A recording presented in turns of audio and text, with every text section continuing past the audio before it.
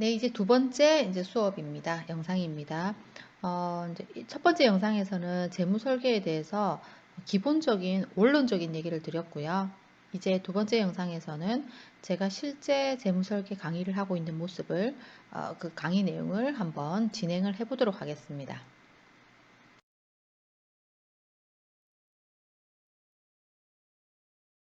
그림에서 보듯이 한진해운에서 강의도 하고 있고요. 이렇게 이제 이 강의는 이제 신입사원들 대상으로 강의를 했던 거고요. 이거는 이제 작년에 은퇴자 대상으로 은퇴에 대한 설계를 했던 거고요. 이거는 이제 시청에서 학교 선생님들 상대로 재무 설계 강의 특강을 했던, 이렇게 해서 대상은 아주 다양하게 강의를 하고 있습니다. 강의 내용은 주로 이런 내용을 합니다. 재테크와 재무 설계는 어떤 차이점이 있는지, 그다음 우리 직장인들이 급여를 받아서 현금 흐름을 어떻게 관리해야 되는지, 재무 목표 달성을, 제가 재무 목표가 굉장히 중요하다라고 했죠. 재무 설계는 재무 목표 달성이 핵심이죠. 그래서 재무 목표 달성을 위한 올바른 자산 배분 어떻게 해야 되는지, 우리 자산 배분 수업 시간에 배웠죠. 그런 내용들입니다. 그러나 조금 현실성 있는 상품 위주로 강의는 하겠죠. 그리고 기간별 투자 상품을 선택하는 어떤 요령 알려드리고, 그 다음에 연금에는 어떤 것들이 있는지, 보험에는 어떤 것들이 있는지, 이런 게 수업의 내용이 되겠습니다. 2시간 수업 내용은 이런 식으로 되고요. 10시간 수업 또는 지금 제가 남구청에서 하고 있는 수업은 2시간씩 12번이니까 24시간 수업까지도 진행을 합니다. 여러 가지를 내용 수업을 하다 보니까 그때그때 이슈를 다루면서 강의도 하는데요. 이때 강의는 ETF를 어떤 ETF에 대해서 신문에 나온 자료로 수업을 진행했었네요. 그래서 우리 배웠죠. 수업 시간에 우리 ETF 배웠습니다. ETF 시장 돌풍을 일으킨 NH운용사라는 거 신문기사로 수업 시간 진행했는데, NH운용사가 중요한 게 아니라 ETF가 지금 시장에서 돌풍이다라는 걸 강조한 겁니다. 우리 수업 시간에 ETF 배웠단 말이죠. 맞죠? 근데 시장에서 ETF는 굉장히 중요합니다.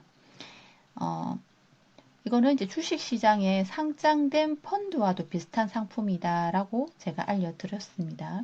그래서 회사별 ETF 시장 점유율이라든지, 또 ETF 중 1조 원을 넘은 것은 삼성자산운용의 코덱스 200, 미래에셋 자산운용의 타이거 200, KB자산운용의 KB스타 200 등 3개밖에 없었다. 이런 것들인데, ETF는 각 운용사에서 다 출시를 했습니다. 그러니까 삼성자산운용사에서는 코덱스라는 시리즈를 발표하고 있고요. 미래에셋자산에서는 타이거라는 시리즈로, KB자산운용은 KB스타라는 자기들의 어떤 브랜드 명이 있습니다. ETF의 브랜드명. 이렇게 해서 운용을 하고 있다. 이런 신문들을 제가 수업 시간에 알려드렸었습니다. 그리고 또 신문 내용에 해외 부동산 펀드가 사고가 났다 이런 거였는데, 이거는 부동산을 기초 자산으로 하는 펀드죠. 그래서 우리가 펀드는 여러 가지를 투자하는 상품인데, 주식에 투자하는 주식형 펀드도 있고요. 채권에 투자하는 채권형 펀드도 있고요. 또 부동산에 투자하는 이렇게 부동산 펀드도 있고, 원유에 투자하는 원유 펀드, 그 다음에 금에 투자하는 금 펀드, 골드 펀드, 또 심지어 몇 년 전에 유행했던 물에 투자하는 물 펀드, 워터 펀드까지 굉장히 다양합니다. 펀드는. 근데 해외 부동산에 투자하는 펀드가 작년부터 해서 사고가 지금 많이 터지고 있습니다.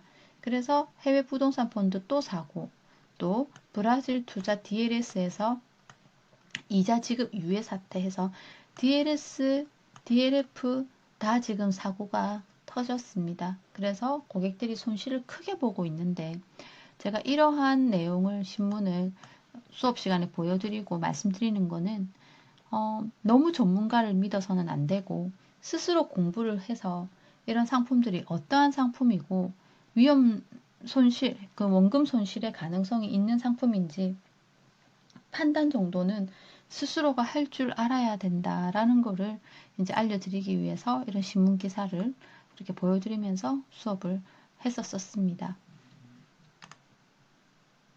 그리고 이제 우리나라 5분위별 자산 현황도 이렇게 수업 시간에 다루고 있는데요. 보시면 우리나라 순자산 5분위별을 봤을 때 자산이 많은 군이 5분위입니다. 자산이 적은 분위를 1분위라고 했을 때 우리나라 순자산을 5분위로 이렇게 나눠보면 단위는 만원이고요. 1분위에 속하는 사람들의 자산은 3,500만원 정도가 있고요. 그 다음에 우리 5분위에 해당하는 사람들은 12억 정도의 자산이 있습니다. 그 중에서 1분위에 해당하는 3,500만원의 자산 중에서 44%가 부동산이고요.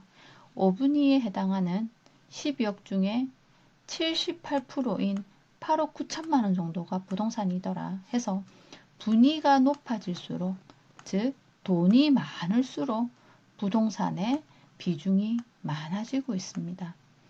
우리나라 평균은요, 평균은 전체 국민의 자산의 70%가 부동산에 들어가 있습니다. 이건 2019년도 통계청 자료 발표이기 때문에 제일 최근 자료입니다. 거기에 따르면 70%가 부동산에 들어가 있는데 잘 살수록 4분위, 5분위 보시면 잘 살수록 부동산 비중은 더 많습니다. 그 말은 우리나라는 부동산으로 자산을 늘리고 있는 그 분들이 많다. 즉 여러분들께서 부동산에 대한 공부를 게을리 해서는 안 되겠습니다. 저 같은 경우도 17년 동안 금융에 대한 상담을 해왔지만 최근 5년 전부터 부동산을 공부하고 박사까지 부동산으로 전공을 하는 이유는 제가 만나는 고객들이 대부분의 자산을 부동산으로 가지고 있더라. 그래서 부동산을 알지 못하고는 고객 자산을 관리를 내가 현실적으로 도와드릴 수가 없더라는 걸 느꼈기 때문입니다. 다음 페이지 보겠습니다. 우리나라 지역별 자산 현황입니다. 우리 부산 보이죠? 부산은 자산이 평균 3억 4천만 원 정도 가구당 가지고 있다. 서울은 6억 정도, 세종은 5억 3천 정도, 그리고 우리 인근 울산은 4억 3천, 경남은 3억 2천 정도. 그래서 한 가구당 자산이 한 3억에서 5억 수준으로 가지고 있구나. 우리도 나중에 가정을 이루고 여러분들께서도 가정을 이루고 아이를 낳고 한 가구의 가장이 되거나 가정원이 되었을 때 우리 가정에도 한 3억에서 한 5억 정도의 자산을 가져야 평균이구나 라는 거 개념을 잡으시면 되겠죠. 우리나라 평균 주택가격입니다. 지금 우리는 이제 지방을 봐야 되겠죠. 지방의 평균 주택가격을 보니까 아파트는 2억 정도다라고 되어 있습니다. 그러나 우리 부산은 그렇진 않죠. 그래서 지방 평균을 낸 거고요. 부산은 아파트 가격은 거의 수도권과 뭐 맞먹는다고 볼 수 있습니다. 4억 8천 대 있는데 부산도 한 3, 4억 정도의 아파트 가격이 평균이 되는 것 같습니다. 이제 재테크와 재무설계에 대해서 한번 비교해서 보도록 하죠. 재테크와 재무설계의 차이점을 알기 위해서 이렇게 제가 사례를 하나 들어보았습니다. 여러분들은 여기에 남색 동그라미 원, 남색 동그라미 원이 총 몇 개가 있는 것 같으세요? 숫자를 한번 맞춰 보십시오.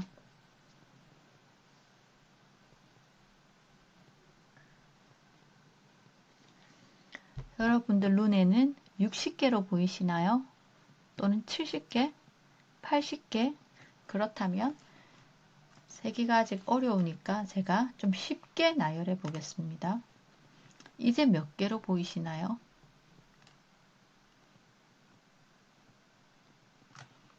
그럼 더 쉽게 이제 몇 개로 보이시나요? 이 페이지가 아마 제일 세기가 쉬울 것입니다. 33문구 9개가 총 9덩어리가 있기 때문에 99, 81, 81개의 원이 여기에는 있습니다. 여기 원의 숫자도 여기 원의 숫자도 여기 원의 숫자도 다 동일하게 81개입니다. 여러분들이 보시기에는 여기에 원을 세는 게 편하셨나요? 여기에 원의 숫자를 세는 게 편하셨나요? 여기에 원의 숫자를 세는 게 편하셨나요? 당연히 이 페이지에 원의 숫자를 세는 게 제일 편했을 겁니다. 우리가 돈의 관리도 이렇게 내가 나의 돈을 쉽게 어떻게 관리할 수 있어야 된다라는 게 재무설계. 그러니까 우리 돈을 관리할 때 이렇게 관리하시는 분이 있습니다. 그때그때 필요할 때 그냥 빼서 쓰는, 월급 통장에도 돈이 찔끔, 소비 통장에도 돈이 찔끔, 저 통장에도 찔끔, 이 통장에도 돈이 찔끔 있어서 그냥 필요할 때 편하게 그냥 돈을 빼서 쓰다 보니까 내가 돈이 어디에 얼마가 있는지 본인이 정리가 잘 안 되어 있는 경우도 있습니다. 그러나 정리를 잘 해놓고, 이렇게 정리를 잘 해놓고 내가 결혼할 때 이만큼 빼서 쓰고, 집을 살 때 이만큼 빼서 쓰고, 우리 첫째 아이 공부시킬 때 이만큼 빼서 쓰고, 차를 살 때 이만큼 빼서 쓰고, 또 집을 확장할 때 이만큼 빼서 쓰고, 우리 아이 결혼시킬 때 이만큼 빼서 쓰고, 해외여행 갈 때 이만큼 쓰고, 은퇴할 때 이만큼 쓴다라는 돈을 잘 구분해서 관리하면, 이렇게 잘 구분해서 목적에 맞게끔 관리를 하면 조금 더 효율적이고 차질 없이 관리를 할 수 있다라는 거죠. 이게 재무설계라고 할 수가 있겠습니다. 다음은 이렇게 예를 한번 들어보겠습니다. 우리는 건강관리랑 돈관리랑 동일하다라고 저는 말씀드립니다. 건강에 문제가 생기면 질병에 걸리게 됩니다. 돈에 문제가 생기면 가난하게 됩니다. 둘 다 불행합니다. 우리는 질병에 걸리지 않기 위해서 건강관리를 해야 되고요. 우리는 가난해지지 않기 위해서 돈 관리를 해야 됩니다. 그러니 둘 다 관리는 필수가 되겠습니다.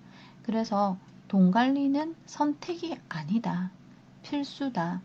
건강하게 살기 위한 필수다라고 생각하시고, 여러분들께서도 사회에 나가서 돈을 버는 직장 생활을 열심히 하는 만큼 돈 관리도 열심히 하셔야 됩니다.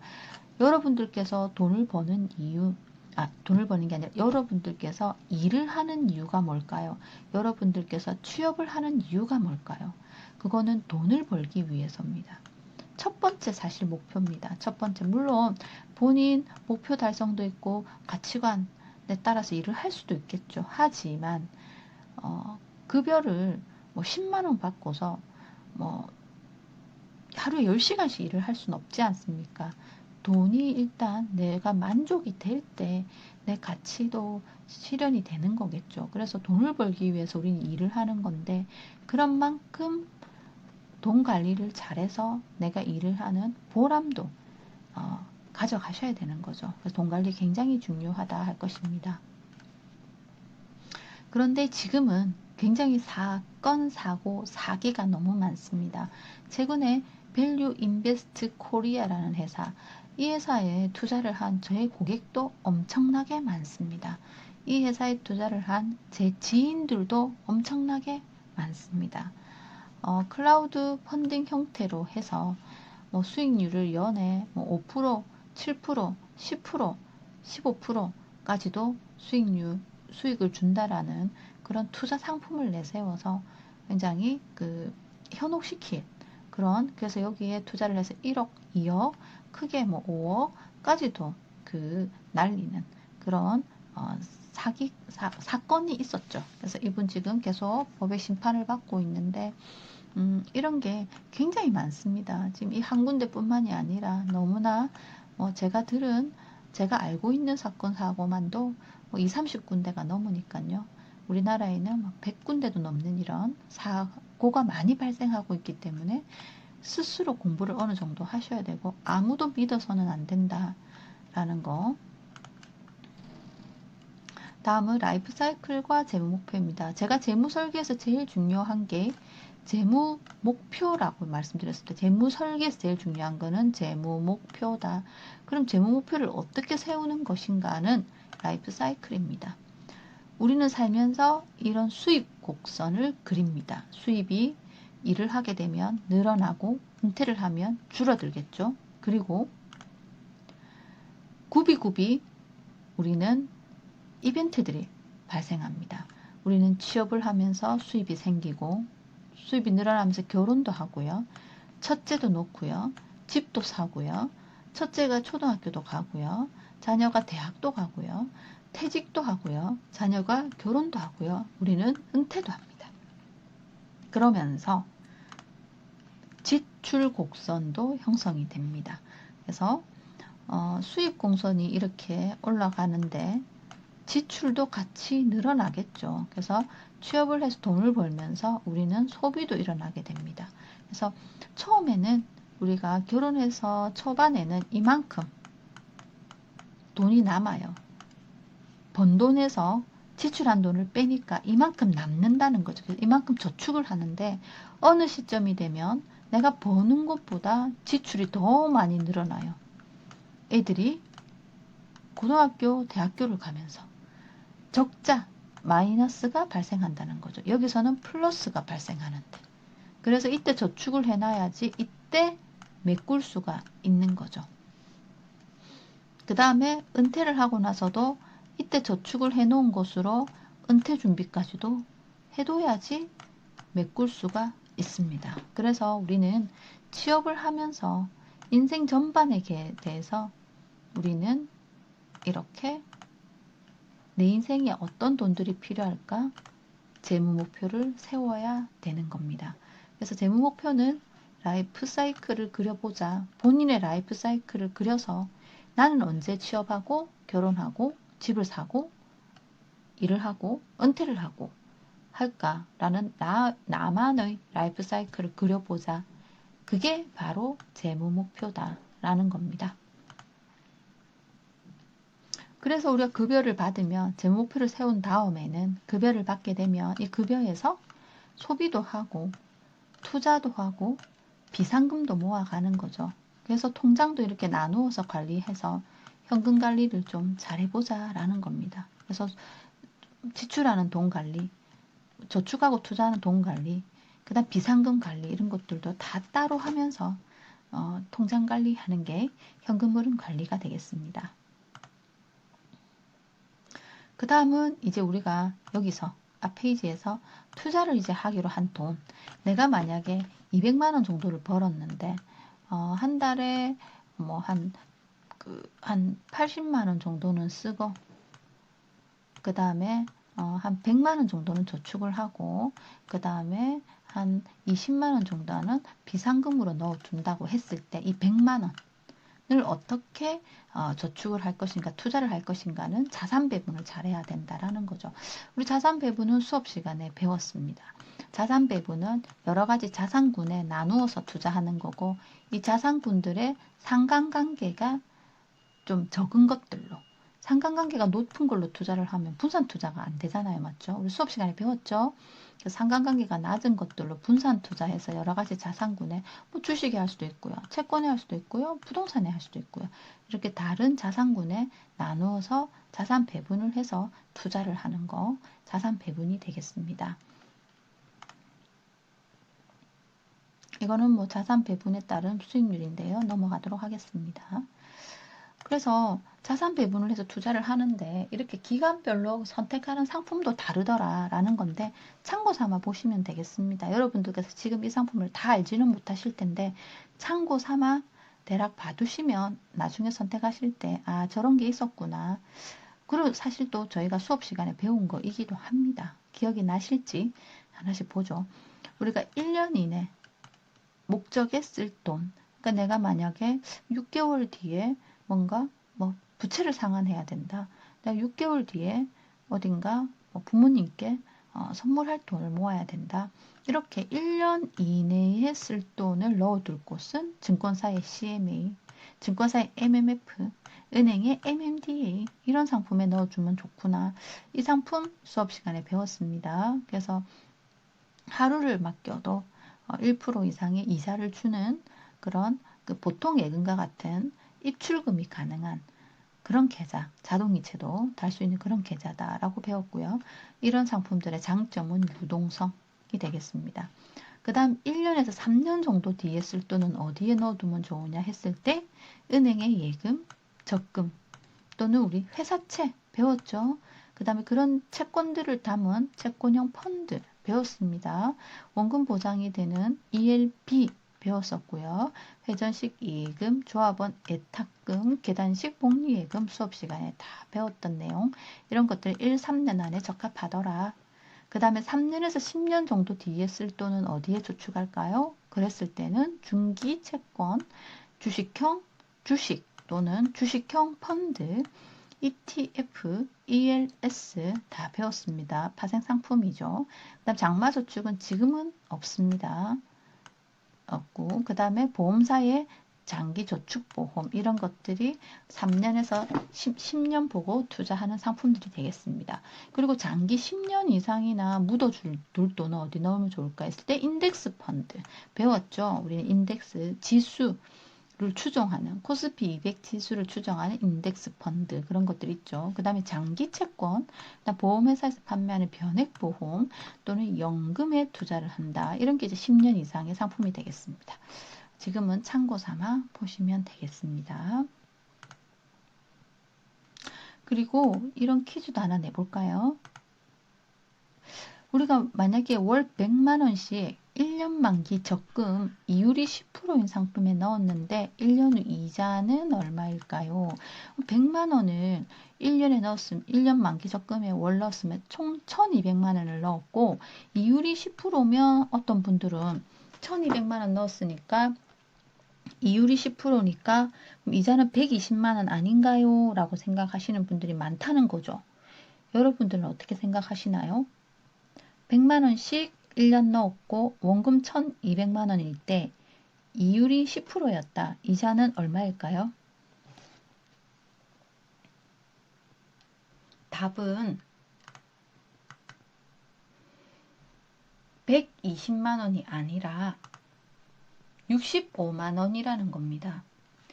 세전이자입니다. 그러니까 즉 세금은 고려 안 했으니까 세금 때문에 그렇지 않나요가 아니라 세금을 고려하지 않아도 65만 원이라는 건데 이유는 우리가 1월 달에 1월이 아니라 첫 달에 넣은 100만 원 적금 1년 넣었으니까 첫 달에 넣은 한 달 분은 12개월을 가득 채웠기 때문에 10%인 이자 10만 원이 맞습니다. 그러나 두 번째 달에 넣은 거는 11개월만 거치했기 때문에 12분의 10 곱하기 11을 한다는 거죠. 그래서 91,000원. 세 번째 달에 넣은 거는 83,000원. 네 번째 달에 넣은 거는 75,000원. 이렇게 거치 기간이 넣은 기간이 다 넣은 시기가 다 다르기 때문에 4개월 차에 넣었으면 9개월만 머물렀다는 거죠. 그래서 10%는 12개월을 머물렀을 때 1년을 채웠을 때 제시한 이율이다. 그래서 이렇게 다 다르게 그래서 결국은 이자 총계는 65만 원이라는 거죠. 그러면 1200만 원 넣고 이자 65만 원이면 이자를 이렇게 표기하면 안 된다. 5.4%로 표기해야 되지 않냐라고 하지만 그게 아니라 우리나라의 법이 이렇습니다. 우리나라의 법은 1년을 기준으로 이율을 표기하게끔 되어 있습니다.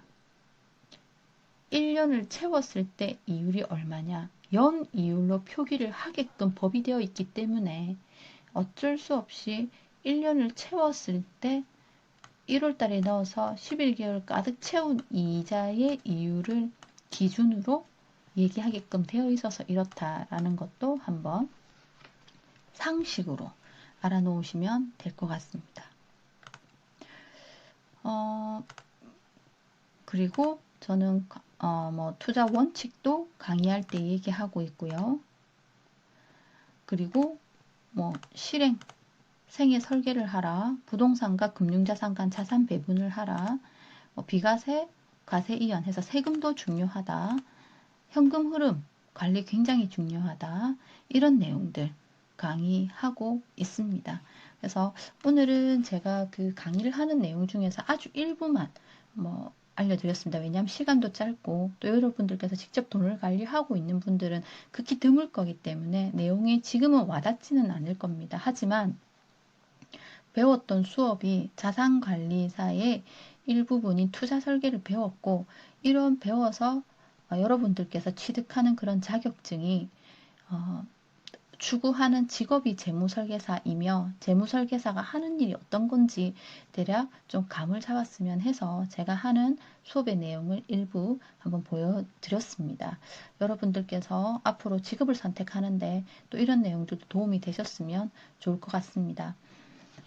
이렇게